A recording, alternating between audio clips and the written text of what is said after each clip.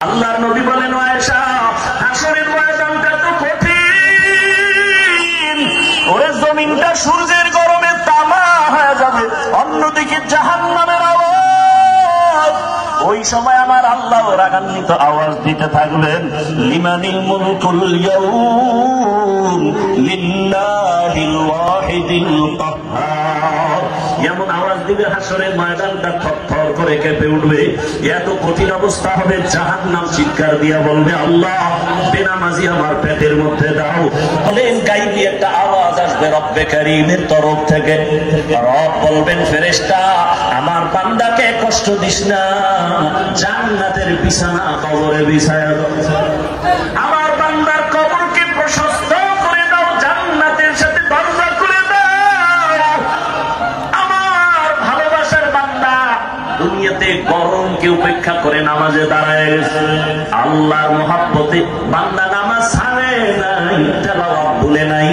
আমি আল্লাহ বান্দাকে ভুলতে পারি না। আযকুরুনি আযকুরুকুম। আল্লাহর ওয়াদার হয়ে যাবে, কবর হবে জান্নাতের বাগান।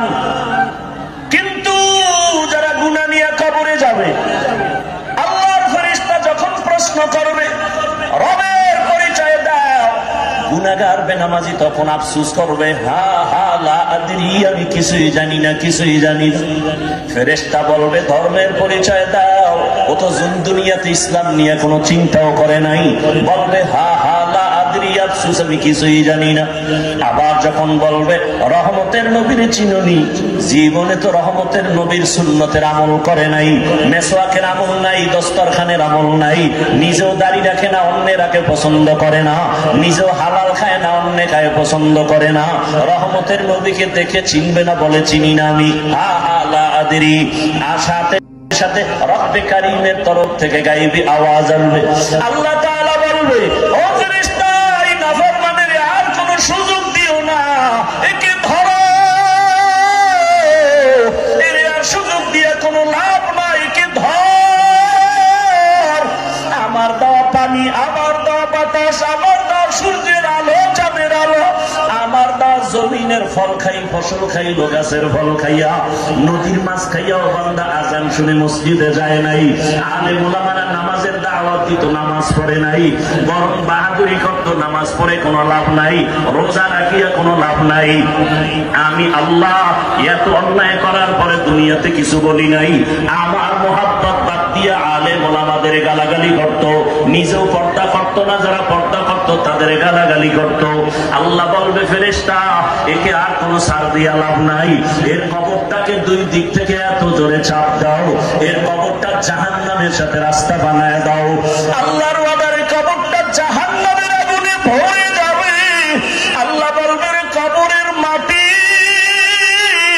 এই গুনাহগার নাফরমানের জোরে জোরে চাপ দাও।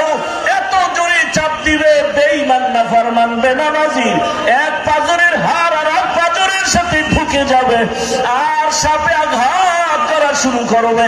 ওরে কারো কবরে ৯৯টা সাপ, কারো কবরে ৭০টা সাপ আসবে। ও আমার কলিজার যুবক বাবারা, ও বৃদ্ধ বাবাজিরা, ও পর্দার আড়ালের মা বোনেরা, একটু আগে আপনারা নিজেরাই স্বীকার করলেন, আপনার আল্লাহ আমার আল্লাহ এক, নবী এক, কোরআন এক, কাবা এক, ধর্ম এক, কালেমা এক, কাফনের কালারও এক, কবর এক, প্রশ্ন এক। তারপর কেন আপনাকে টুপির বয়ান করতে হবে? আপনাকে কেন পর্দার বয়ান করতে হবে? আমি টুপি খুলতে চাই না, আর আপনি টুপি দিতে চান না। আমি দাড়ি কাটতে চাই না, আপনি রাখতে চান না। আমি মসজিদে না ঢুকলে কষ্ট পাই, আর আপনার ঢুকতে গেলে কষ্ট লাগে। বুঝি না আমি ভুলে আছি নাকি আপনারা ভুলে আছেন। এরপরেও তো পাও ধরে ধরে উলামায়ে কেরাম আপনাদের বুঝায়, এত বিরোধিতা করেন, তারপরও কোনো উলামায়ে কেরাম গালি দেন না। আরে সরকারি চাকরি করে, বেসরকারি চাকরি করে যারা, দৈনিক ৮ ঘন্টা ডিউটি, মাসে ২০,০০০ টাকা বেতন পায়, নিম্নে আরো কত বেশি পায়।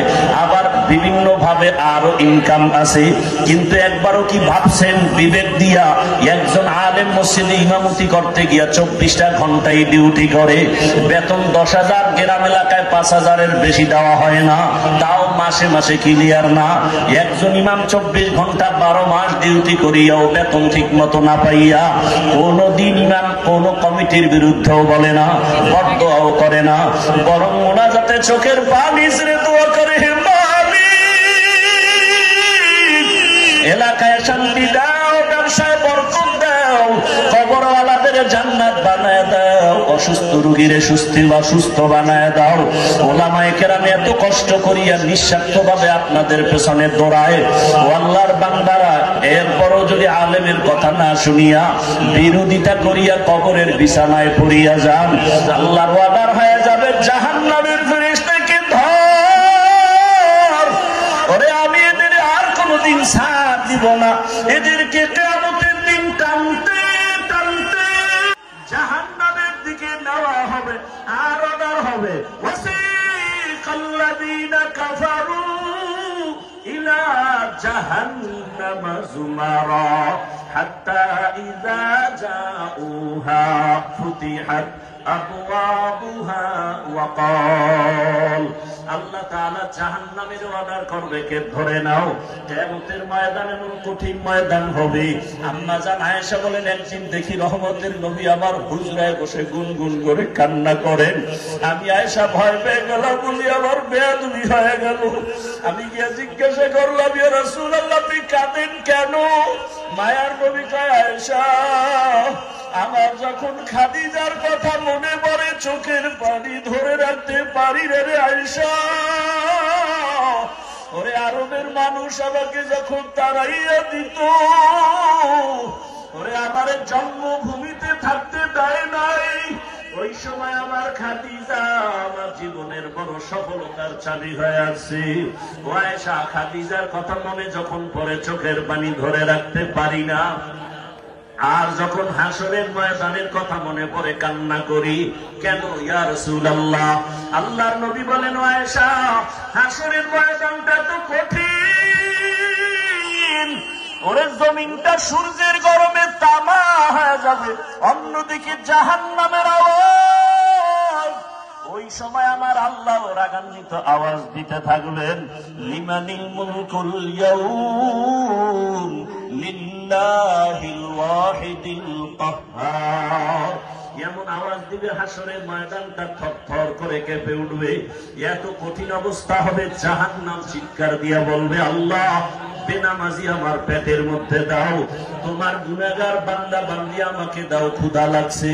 আল্লাহ বলবে, ফেরেশতারা জাহান্নামকে ফিরাও, জাহান্নাম যদি আগে যাই বিচার করতে পারবো না, শিকল লাগাইয়া ধরো, 70,000 শিকল লাগাইয়া জাহান্নাম কেমন ভাবে আঁকড়াইয়া ধরবে।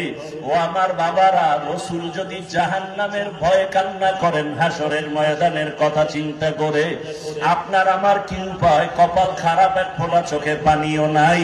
ওরে ডানে বামে তাকাইয়া দেখো, এই বান্দার চোখে কেন পানি? ওরে ও টাকার জন্য কাঁদে না, বাড়ির জন্য কাঁদে না, ওর